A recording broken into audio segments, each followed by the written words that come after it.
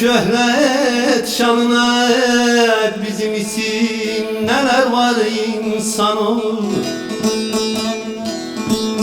Zalimin ettiği kalmaz yanına, bir gün terse döner zar insan olur.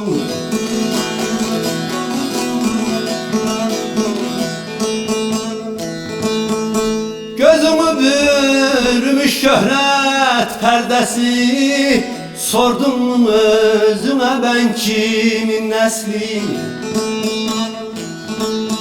Hak veriftir bir gün alır nefesi, çekiler bedenden ter insan olur.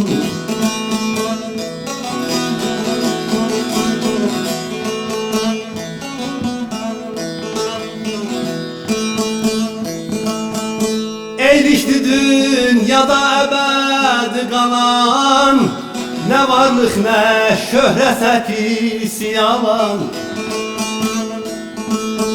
Ömrünün bağların olacak talan, bitecek üstünde har insan olur.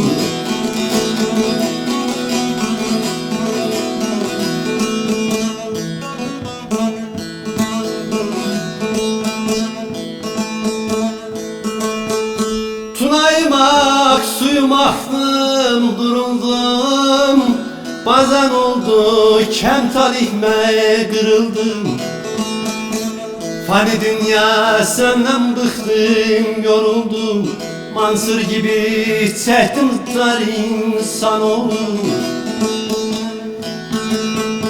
Bazen oldu kem talihme kırıldım. Mansur gibi çektim dar insan oldum. Hayatı hanım Mansur gibi çektim dar insan oldum.